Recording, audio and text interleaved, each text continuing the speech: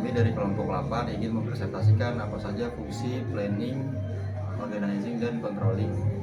Sebelumnya perkenalkan, nama saya Sadam Fadil Asmani. Nama saya Jumabis Junaidi. Nama saya Hadian Aziz Maulana. Manajemen merupakan suatu aktivitas yang berhubungan antara aktivitas satu dengan aktivitas lainnya. Aktivitas tersebut tidak hanya dalam hal mengelola orang-orang yang bekerja di suatu perusahaan, melainkan mencakup tindakan-tindakan perencanaan, pengorganisasian, penggerakan, dan pengendalian yang dilakukan untuk menentukan dan mencapai sasaran melalui pemanfaatan sumber daya yang ada. Rangkaian aktivitas ini dinamakan proses manajemen, sedangkan orang yang memimpin dan mengatur proses manajemen disebut manajer.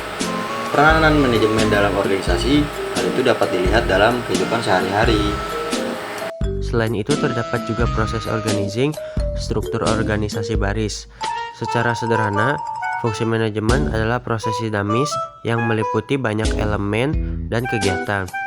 Menurut George R. Terry, yang merupakan tokoh yang dikenal sebagai pelopor istilah fungsi manajemen dalam bukunya yang berjudul Principle of Management, George R. Terry menyebutkan bahwa fungsi manajemen adalah proses khas yang melibatkan perencanaan, pengorganisasian, penggerakan, serta pengawasan untuk mencapai tujuan yang telah ditetapkan. Menurut sosok bapak ilmu manajemen ini, memanfaatkan sebuah sumber daya yang dimiliki. George menyimpulkan, fungsi manajemen adalah tentang bagaimana proses planning, controlling, dan actuating organizing. Materi yang pertama yaitu pembahasan planning. Planning atau proses perencanaan dalam fungsi manajemen adalah tentang bagaimana perusahaan menetapkan tujuan lengkap dengan cara dan strategi untuk mencapainya. Dalam fungsi perencanaan, manajer perlu mengkaji dan mengevaluasi berbagai kemungkinan rencana alternatif sebelum memutuskan suatu tindakan. Perencanaan dalam fungsi manajemen adalah proses penting mengingat planning merupakan langkah awal yang dapat mempengaruhi aktivitas perusahaan ke depannya. Tanpa perencanaan yang matang, fungsi-fungsi manajemen lain tidak akan bisa berjalan dengan optimal. Selanjutnya ada kegiatan fungsi planning. Yang pertama, menentukan tujuan serta target perusahaan. Yang kedua, menyusun strategi untuk mencapainya. Yang ketiga, menetapkan berbagai sumber daya yang mungkin dibutuhkan. Yang keempat, menentukan standar keberhasilan selama proses mencapai tujuan tersebut.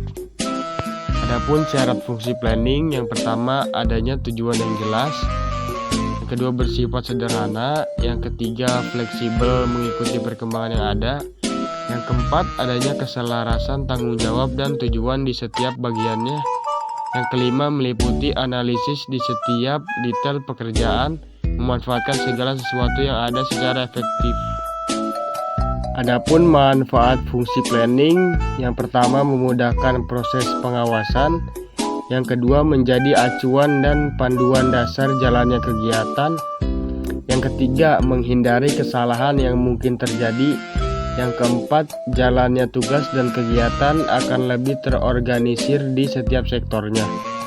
Ada 3 tahap proses planning. Yang pertama, top level planning.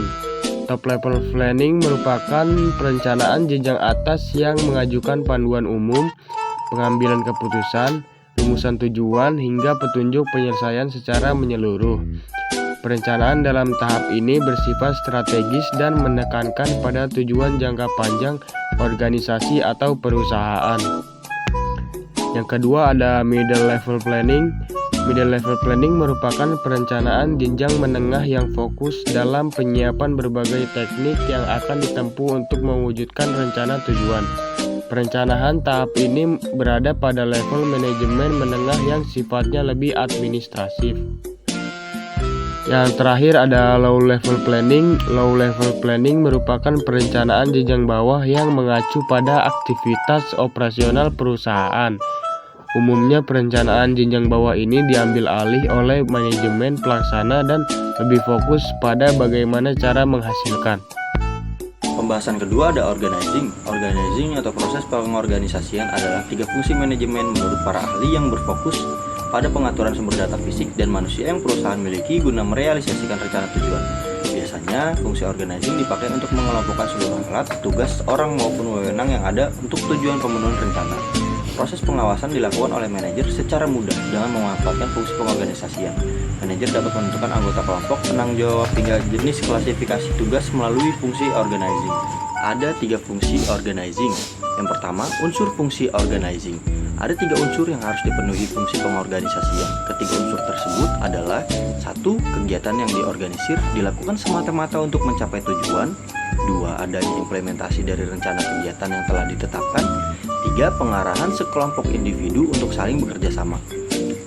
Fungsi kedua ada kegiatan fungsi organizing. Untuk mewujudkan fungsi pengorganisasian yang baik, berikut beberapa kegiatan yang harus dilaksanakan. 1. Menyeleksi, merekrut, dan memberikan pelatihan dan pengembangan sumber daya manusia. 2. Menyesuaikan posisi tenaga kerja sesuai dengan kemampuan mereka. 3. Menyusun dan menetapkan tugas serta mengalokasikan tenaga kerja sesuai prosedur. 4. Menentukan struktur perusahaan sesuai tanggung jawab dan garis kewenangan. Fungsi ketiga ada manfaat fungsi organizing. Beberapa manfaat yang diperoleh dengan menetapkan fungsi pengorganisasian. 1. Tugas dijalankan dengan spesialisasi masing-masing. 2. Adanya transparansi pembagian tugas yang jelas. 3. Pembagian tugas dapat disesuaikan dengan kondisi perusahaan. 4. Setiap tenaga kerja paham akan tugasnya masing-masing. 5. Adanya manajer profesional sebagai pihak utama koordinasi seluruh kegiatan. Proses fungsi pengorganisasian. 1. Mengacu pada rencana dan tujuan manajemen. 2. Menentukan tugas utama setelah rencana dan tujuan sudah didapat yang harus dilakukan selanjutnya. 3. Membagi tugas kepada individu. 4. Mengalokasikan sumber daya setelah menentukan dan membagikan tugas kepada individu. 5. Evaluasi strategi pengorganisasian. Prinsip pengorganisasian. 1. Kekuasaan dan tanggung jawab. 2. Disiplin. 3. Keterpaduan arah. 4. Kesatuan perintah. 5. Subordinasi kepentingan. Materi ketiga ada controlling. Controlling atau proses pengawasan menurut para ahli merupakan 3 fungsi manajemen terakhir yang digunakan untuk tujuan pengendalian. Fungsi controlling juga dapat dimanfaatkan sebagai alat untuk mengukur kinerja karyawan sesuai standar yang telah dibuat. Melalui fungsi controlling, evaluasi perbaikan dapat dilaksanakan bila memang dibutuhkan. Controlling juga berperan untuk memastikan agar tujuan yang sudah ditetapkan bisa tercapai sesuai perencanaan. Beberapa kasus yang umumnya perlu dikendalikan dalam organisasi yakni seperti tugas yang tidak terselesaikan, waktu penyelesaian, anggaran yang kurang atau berlebih, dan sebagainya. Lalu selanjutnya ada konsep controlling. Konsep controlling disertai dengan rencana serta standar sebagai tolak ukur keberhasilan, harus disertai dengan pelaksanaan kerja agar bisa mencapai tujuan yang sudah ditentukan. Controlling harus disertai usaha membandingkan pencapaian yang diperoleh dan standar ketentuan awal yang sudah dibuat sebelum pelaksanaan. Lalu ada juga fungsi controlling, mengevaluasi keberhasilan, mencegah terjadinya kelalaian untuk menjalankan berbagai macam alternatif solusi terhadap berbagai masalah yang berkaitan dengan pencapaian tujuan perusahaan. Lalu selanjutnya, tujuan controlling, mengukur kinerja organisasi, memberi jaminan ketetapan dalam proses pelaksanaan tugas sesuai dengan rencana yang sudah dibuat, bisa didasarkan atas kebijaksanaan dan perintah, membangun serta melakukan pembinaan terhadap kepercayaan masyarakat kepada pemimpin organisasi. Dalam hal ini bisa diartikan pemerintah.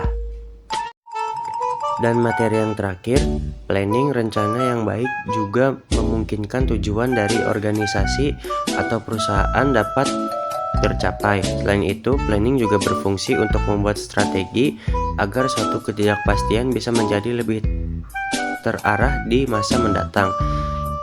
Selanjutnya, organizing. Menurut Henry Fayol, pengorganisasian dilakukan dengan mengelola sumber daya yang ada dengan baik sampai dengan melakukan pengaturan agar rencana yang sudah ada dapat berjalan sesuai perkiraan. Dan yang terakhir, controlling. Fungsi manajemen ini bertujuan untuk melakukan kontrol atau evaluasi terhadap kinerja organisasi. Poin ini juga berguna untuk memastikan bahwa apa yang sudah direncanakan, disusun, dan dijalankan dapat berjalan sesuai dengan aturan main atau prosedur yang telah dibuat.